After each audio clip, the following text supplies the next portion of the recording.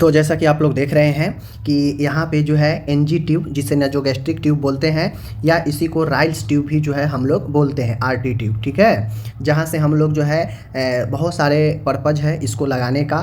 तो आज हम लोग सीखेंगे कि एनजी ट्यूब, ठीक है, जो नाक में डालते हैं, जिसे नोजोगैस्ट्रिक ट्यूब बोलते हैं। नोजोगैस्ट्रिक इसीलिए बोलते हैं क्योंकि नोजो मतलब नाक और गैस्ट्रिक मतलब पेट, नाक से होते हुए पेट के अंदर एक ट्यूब डालते हैं, उसको नोजोगैस्ट्रिक ट्यूब बोलते हैं, ठीक है। अब इसमें कौन कौन से, सबसे पहले अगर आप नर्सिंग के कैंडिडेट हैं तो आपको यह स्किल आना चाहिए, और यह काफ़ी जो है आपको अच्छा प्रोसेस है, हर कोई को डालने नहीं आता है, लेकिन अगर आप सीख जाते हैं बहुत आसान होता है डालना। सारा स्टेप बाय स्टेप अगर आप फॉलो करते हैं तो आसानी से लगा पाएंगे, ठीक है। तो देख सकते हैं यहाँ पे एक ट्यूब है, और यह जो है भोजन के रास्ते होते हुए पेट के अंदर ओपनिंग होता है इसका, ठीक है ना। तो यही ट्यूब जो है कैसे डालते हैं, डालने में कौन कौन से सामान पहले हमको चाहिए, सारा सामान इकट्ठा कर लेते हैं ताकि कोई भी प्रोसेस शुरू कर दें तो हम जो है इधर उधर सामान के लिए हमें भटकना ना पड़े। इससे पहले कोई भी प्रोसीजर शुरू करते हैं तो सबसे पहले सारे इक्विपमेंट आर्टिकल्स को हम उस स्थान पर रखते हैं जहां हमें प्रोसीजर करना है। तो एनजी ट्यूब में राइल्स ट्यूब, आरटी ट्यूब डालते में, आरटी करते समय कौन कौन सा हमें सबसे पहले सामान इकट्ठा चाहिए, पहले हम लोग सामान का लिस्ट देख लेते हैं। सारा सामान आपको पिक्चर के माध्यम से दिखा भी दूंगा जिससे आप पहचान भी लेंगे। देन उसके बाद हम बताएंगे कि यह प्रोसीजर कैसे करना चाहिए, ठीक है, किन किन बातों को ध्यान रखना चाहिए। तो सबसे पहले आपको ये सारा आर्टिकल यहाँ पे दिए गए हैं, आपको ये सारा आर्टिकल चाहिए एनजी ट्यूब, आरटी ट्यूब डालते समय, ठीक है। देखिए सबसे पहले एनजी ट्यूब आपको एप्रोप्रिएट जो है लेना है, जैसे नॉर्मली 16 या 14 लगता है, नॉर्मली ज़्यादातर जनरली एडल्ट में या ओल्ड एज में भी 16 चलता है, ठीक है। अगर किन्हीं में नहीं जाए 14 दिक्कत हो तब जाके जो है हम 16 ना जाए तब जो है हम 14 लगाते हैं। 14 कलर ग्रीन कलर होता है और 16 वाला जो है ऑरेंज कलर का ट्यूब होता है, ठीक है। सबसे पहले अपन पास एक ट्यूब होना चाहिए, जो ट्यूब आपको डालना है ट्यूब होना चाहिए। उसके बाद लुब्रिकेंट होता है, लुब्रिकेंट जिसे लोकल एनेस्थेसिया बोलते हैं, ताकि पेशेंट को पेन ना हो। यह लुब्रिकेंट हम लोग जिस नाक के छिद्र में डालेंगे वहाँ भी डालते हैं, प्लस जो है हम लोग क्या करते हैं, जो एंट्री पॉइंट होता है एनजी ट्यूब का उसमें भी लगा लेते हैं ताकि पेशेंट को पेन ना हो लोकल एनेस्थेसिया लगाने से, ठीक है। तो एनजी ट्यूब होना चाहिए। उसके बाद लुब्रिकेंट में एनेस्थेसिया, लोकल एनेस्थेसिया होना चाहिए। उसके बाद आपके पास ग्लव्स होना चाहिए अच्छे, ठीक है, ग्लव्स होना चाहिए अपने हिसाब से, जो भी साइज़ आपको फिट हो वो ग्लव्स चाहिए। किडनी ट्रे ले लेंगे ताकि कोई भी अगर इस्तेमाल हम लोग लिक्विड का करेंगे तो बेड ना भीगे, इसके लिए एक किडनी ट्रे रख लेते हैं। यह ऑप्शनल होता है, किडनी ट्रे का ज़रूरत उतना पड़ेगा नहीं, ठीक है। मेजरिंग टेप कहता है तो ये मेजरिंग टेप का भी उतना ज़रूरी नहीं होता है क्योंकि जो ट्यूब होता है उसमें ऑलरेडी मार्किंग दिया रहता है सेंटीमीटर में, ठीक है, तो उससे भी हम लोग ध्यान रख सकते हैं। दूसरा ग्लास ऑफ वाटर, ठीक है, आप एक जो है फ्री वाटर रख सकते हैं, ठीक है ना। तो ये चीज़ें ध्यान में रखिए, फ्री वाटर का एक बोतल रखेंगे। 50 ml का सिरिंज होना चाहिए जिसे टॉमी सिरिंज भी बोलते हैं हम लोग, बात समझ गए ना, बड़ा सा। स्टेटोस्कोप होना चाहिए चेक करने के लिए, ठीक है, और माइक्रोपोर या एडहेसिव टेप होता है, ठीक है ना, वो रहना चाहिए ताकि आप ट्यूब को फिक्स कर सके। टॉवेल या मैकिंटोश होना चाहिए जो साफ़ सफाई है करने के लिए। नॉर्मल सलाइन एनएस होना चाहिए, ठीक है। तो देखिए इसमें ज़रूरी चीज़ है, ट्यूब होना चाहिए, एनेस्थेसिया होना चाहिए, ग्लव्स होना चाहिए, उसके बाद वाटर का बोतल होना चाहिए, टॉमी सिरिंज होना चाहिए, स्टेटोस्कोप होना चाहिए, माइक्रोपोर होना चाहिए, ठीक है, और एनएस होना चाहिए। 1 2 3 4 5 6 7 ये 7 महत्वपूर्ण चीज़ें आपके पास होना चाहिए एनजी ट्यूब लगाने से पहले, ठीक है। तो ये 7 सामान आप इकट्ठा कर लीजिए, याद रख लीजिए। अब आगे हम लोग प्रोसेस की तरफ बढ़ते हैं, उससे पहले सारा ये जो हम लोग देखे हैं इसका इमेज एक बार मैं दिखा देता हूँ आपको, ओके।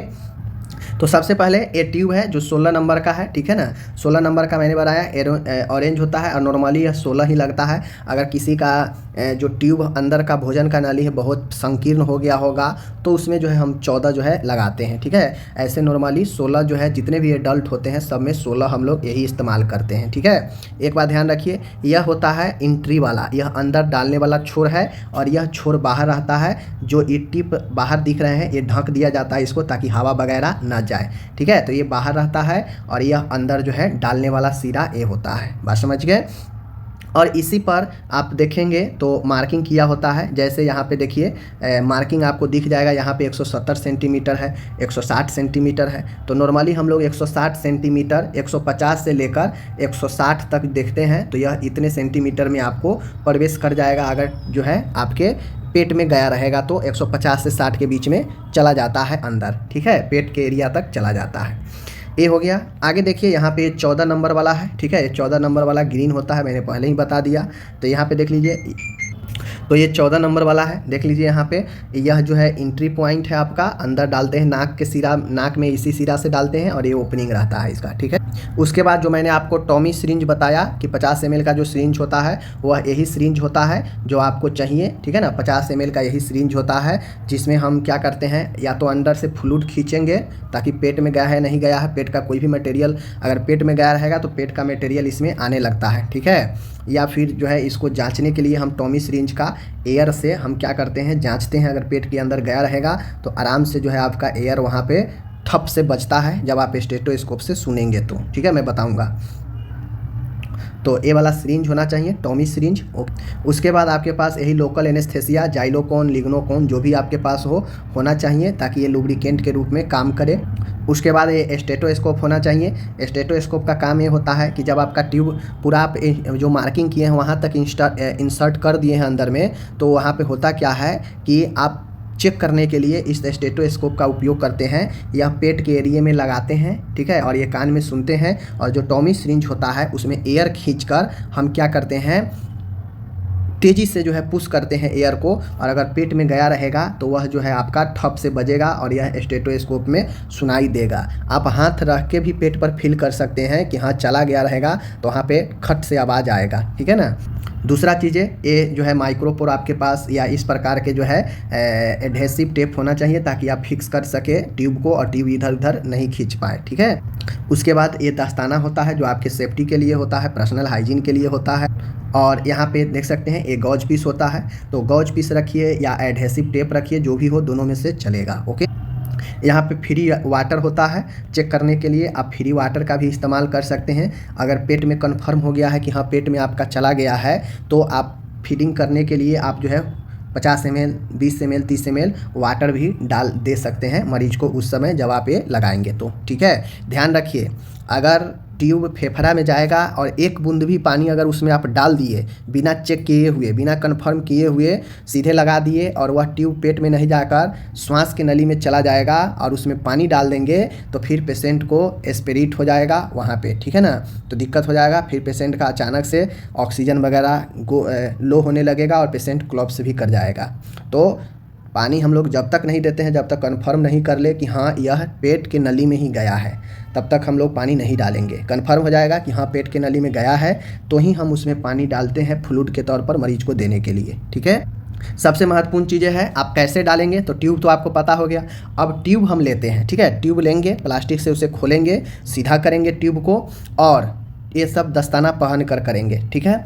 ट्यूब को पहले हम क्या करते हैं, आप चाहें तो डायरेक्टली भी डाल सकते हैं और आप जो है 150 से लेकर 160 के बीच जब जाइएगा इतना डाल दीजिएगा और यह नज़दीक आ जाएगा नंबर सेंटीमीटर वाला, तो फिर आप चेक कर सकते हैं कि हाँ ये पेट में गया है या नहीं गया है। डायरेक्ट अगर डालते हैं तो, अगर स्किल के तौर पर डालते हैं तो पहले आपको जो स्टार्टिंग पॉइंट है जो अंदर डालना है वहाँ से लेकर हम क्या करते हैं नाक तक ट्यूब का नाप लेते हैं, ठीक है, ट्यूब का नाप लेते हैं, ठीक है। आपके पास अगर नापने वाला कोई टेप वगैरह हो तो उससे भी नापी ले सकते हैं।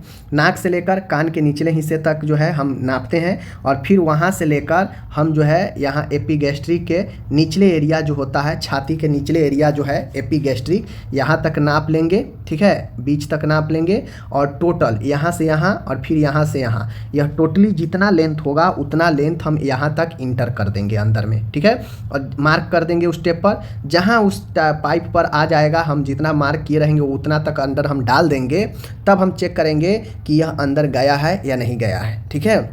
दूसरी चीज़ें हम डालते हैं, जैसे ही मैं बता देता हूँ आप, जैसे पेशेंट को हम क्या करेंगे, हम जब डालना प्रयास शुरू करेंगे, जब ट्यूब को हम ओपन करेंगे, नापी ले लेंगे या डायरेक्ट डालना भी शुरू करेंगे, तो पेशेंट को हम ये कब डालते हैं ट्यूब, हम उस पेशेंट को ये ट्यूब डालते हैं जो मुंह से कुछ नहीं ले रहा होता है, ठीक है, ना मुंह से पानी ले रहा हो, ना भोजन ले रहा हो, ना जो है वह कोई फीडिंग ले रहा हो मुंह से, तो हम ये डालते हैं, ठीक है। मुंह से दवाइयाँ भी नहीं ले रहा हो तो हम उसको ये ट्यूब डालते हैं, ठीक है, ताकि डायरेक्ट जो है हम नाक के रास्ते पेट के अंदर जो है कुछ न्यूट्रिशन दवाइयाँ ये सब भेज सके और मरीज को थोड़ा बहुत एनर्जी मिलता रहे, ठीक है। तो इसलिए डालते हैं। अब डालते हैं तो सबसे पहले हम क्या करेंगे, मरीज का जो गर्दन है उसे एकदम सीधा ऊपर की तरफ मूव करेंगे, ठीक है, यानी हेड को एकदम एक्सटेंड करेंगे, एकदम सीधा कराएंगे ताकि जो नाक है थोड़ा सा हल्का ऊपर उठे और वह स्ट्रेट अंदर जाए। तो इस गर्दन को क्या करेंगे, हम स्ट्रेट करेंगे, सोए रहेगा तो उसे स्ट्रेट करेंगे। देन दोनों में से किसी छिद्र में हम डाल सकते हैं, बात समझिए, दोनों में से किसी छिद्र में हम डाल सकते हैं, बात समझिए, ठीक है। हम ट्राई करेंगे एक छिद्र में डालें। और सबसे पहले ध्यान रखना चाहिए ये प्रोसेस काफ़ी ज़्यादा जो है कॉम्प्लिकेटेड होता है, तो आपको ऐसा नहीं है कि नाक में डालें और सीधा कस के जो है हम उसमें अंदर जो है प्रेस करते गए, नहीं, चूँकि नाक में डाल रहे हैं उसका जो है फट सकता है अगर आप जोर लगाएंगे तो इसलिए सॉफ्टली एकदम आसानी से आपको पहले नाक के अंदर ट्यूब डालेंगे और रास्ता ढूंढना है कि अंदर पाइप जाने का रास्ता कहाँ मिल रहा है। इधर उधर हल्का सा करके नाक में हम रास्ता ढूंढेंगे और रास्ता ढूंढते ढूंढते अगर मिल जाएगा वह रास्ता जो पाइप के अंदर जाना है, तो अपने आप वह पाइप जो है अंदर हल्का सा प्रेस करते जाइएगा, हल्का हल्का हल्का हल्का अंदर जाता जाएगा, ठीक है। रास्ता नहीं मिलेगा, छिद्र नहीं मिलेगा तो आपका ऊपर जो है रुकावट आपको महसूस होगा, ठीक है ना, ऊपर जो है रुकावट महसूस होगा, तब आपको प्रेस नहीं करना है, अपना जोर नहीं डालना है, वरना ब्लीडिंग वगैरह हो जाएगा पेशेंट को, ठीक है। आपको सबसे फर्स्टली जैसे ही नाक में पाइप इंसर्ट करेंगे, हल्का अंदर जाएंगे, तो आपको सबसे पहले छिद्र जो है ढूंढना है कि कहाँ। अगर डायरेक्ट अगर छिद्र आपको मिल गया तो बहुत बढ़िया, नहीं मिल रहा है तो आपको पहले इधर उधर हल्का करके उस ट्यूब को आपको इसके अंदर रास्ता ढूंढना है कि कहाँ से प्रवेश करेगा। जैसे ही रास्ता मिलेगा आप हल्का हल्का सॉफ्टली इसको अंदर जाने देंगे, प्रेस करेंगे, यह ट्यूब आसानी से चलते जाएगा। जब अंदर रास्ता मिल जाएगा तो हम पेशेंट अगर कॉन्शियस है तो हम पेशेंट को बोलते हैं कि इसे जो है आप खींचे, पानी की तरह खींचे, निगले। तो मरीज अगर कॉन्शियस है तो निगलेगा, नहीं कॉन्शियस है तो वह नहीं करेगा। तो आपको नॉर्मली सॉफ्टली उसको अंदर भेजना है और हल्का सा मुंह में देखते रहना है, क्योंकि बहुत लोगों को क्या होता है कि नली, भोजन के नली में नहीं जाकर वापस से मुंह में आ जाएगा, क्योंकि वहाँ पे रास्ता है, भोजन श्वास सबका रास्ता है। तो अगर मरीज ठीक ढंग से आपको सपोर्ट नहीं करेगा तो जो नली आप नाक में डाले हैं उसके पूरे मुंह में आ जाएगा, समझ गए ना। तो वहाँ भी ध्यान देना है कि मुंह में तो नहीं आ रहा है। अगर मुंह में नहीं आ रहा है और आराम से अंदर जा रहा है तो हल्का हल्का जाते देना है और ध्यान रखना है कि मरीज बहुत ज़्यादा पेन ना हो, मरीज को बहुत ज़्यादा दिक्कत ना हो। अगर बहुत ज़्यादा मरीज को दिक्कत होने लगे, सांस में बहुत ज़्यादा खांसने लगे, तो तुरंत उसे हल्का हल्का निकाल लेना है, ज़बरदस्ती नहीं करना है, क्योंकि ज़्यादा खांसी होने का मतलब है कि भोजन के नली में पाइप नहीं गया है आपका, वह जो है सांस के नली में चला गया है, इसलिए मरीज खांसने लगता है, ठीक है।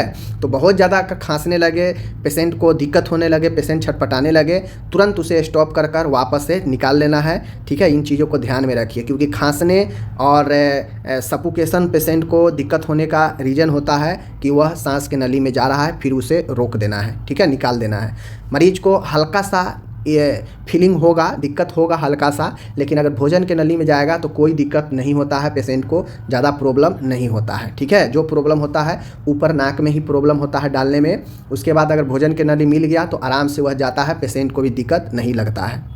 लेकिन सांस के नली में अगर ट्यूब गलती से जा रहा है तो पेशेंट को बहुत परेशानी होती है, ठीक है। तो इन बातें को ध्यान में रखना है। जब ये अंदर चला जाए, अब जहाँ तक आप मार्किंग किए हैं ट्यूब में कि हमें इतना अंदर भेजना है, वहाँ आ जाए, या फिर ट्यूब में ऑलरेडी मार्किंग दिया रहता है 150 सेंटीमीटर, 160 सेंटीमीटर, 140 सेंटीमीटर, तो मान गए आपको 150 तक अंदर करना है या 160 तक अंदर करना है, ठीक है। जनरली 160 तक करते हैं, ठीक है ना, या 150 तक करते हैं, ठीक है। तो 160 तक आप कर दिए हैं तो हो गया। आप चेक करें, चेक कैसे करेंगे, तो चेक करने के लिए हम टॉमी सिरिंज जो लिए हैं, देख लीजिए। चेक करने के लिए जो टॉमी सिरिंज हमें लिए रहते हैं, ये वाला क्या करते हैं, हम जो ट्यूब का ओपनिंग वाला भाग होता है उसमें हम ये सिरिंज डालते हैं, ठीक है। सिरिंज डालते हैं और सिरिंज डालते हैं और पहले एयर ले लेते हैं, ठीक है। सिरिंज में पहले एयर भर लेते हैं। एयर भरने के बाद, ठीक है, पूरा एयर भर लेते हैं और एयर भरने के बाद जो है हम क्या करते हैं, आला लगाते हैं। इस पेट के एरिया में हम स्टेटोस्कोप रखेंगे, कान में लगाते हैं स्टेटो, फिर यहाँ पे रखेंगे, प्लेस करेंगे और कस कर जो है हम पुश करते हैं एयर को, तो यहाँ पे आला में आपको स्टेटोस्कोप में धप से आवाज़ सुनाई देगा, मतलब आपका ट्यूब फिक्स है, सही जगह पर चला गया है। अगर ट्यूब सांस के नली में रहेगा, मुंह में रहेगा, इधर उधर दूसरे जगह पर रहेगा, तो यहाँ पे ठप से नहीं बजेगा, एयर का आवाज़ आपको सुनाई नहीं देगा स्टेटोस्कोप में, ठीक है। तो गलत लगा है, बात समझ गए। दूसरी चीज़ें कि ये जो ट्यूब ये जो टॉमी सिरिंज होता है, तो अगर पेट में ट्यूब डल गया रहेगा तो आप खींचेंगे ना, थोड़ा सा अगर खींचेंगे तो पेट का जो गंदगी मटेरियल होगा वह ट्यूब के माध्यम से निकलेगा, तो आपको पता चल जाएगा। अगर सिरिंज में निकल रहा है कुछ गंदगी, कुछ मटेरियल पेट का, तो समझिए ठीक है, बात समझ गए। तो इन चीज़ों को ध्यान में आपको रखना पड़ता है। उसके बाद इस नाक पर हम क्या करते हैं, माइक्रो टेप नाक पर साट कर या ट्यूब को लपेट देते हैं, नाक में लॉक कर देते हैं, ठीक है, ताकि ये ट्यूब इधर उधर ना झूले और दिक्कत ना हो, पेशेंट ना नोचे, ठीक है। तो ये प्रोसेस होता है। फिर हर एक चीज़ में ध्यान रखिए कि जब भी आप फीडिंग वगैरह देते हैं तो ये वाला तो अंदर रहेगा, पूरा ये सब अंदर रहता है, आपको कुछ जो है हद तक ये जो है बाहर रहता है, ये बाहर रहता है। हर एक यूज के बाद ये जो कैप होता है हम इसको बंद कर देते हैं, ठीक है, क्योंकि इसको आप अगर खुला छोड़ देंगे तो पेट में हवा भरेगा, ठीक है, क्योंकि इसके माध्यम से हवा जाएगा अंदर और अंदर पेट को फुलाएगा तो दिक्कत करेगा। तो बिना काम के हम इसे ओपन नहीं रखते हैं, हमेशा इसको बंद करके रखेंगे। जब भी पेशेंट को फीडिंग देना हो हम खोल लेते हैं और इसमें इस्तेमाल करते हैं। हमेशा 50 ml का जो टॉमी सिरिंज है इसमें कनेक्ट कर लेते हैं। जो भी देना हो, पानी देना हो, दाल के पानी देना हो, जूस देना हो, दवाइयाँ देना हो, सब टॉमी सिरिंज के माध्यम से हम जो है इसमें देते रहते हैं। फिर देकर हम इस कैप को लगा देंगे, हो गया, ठीक है।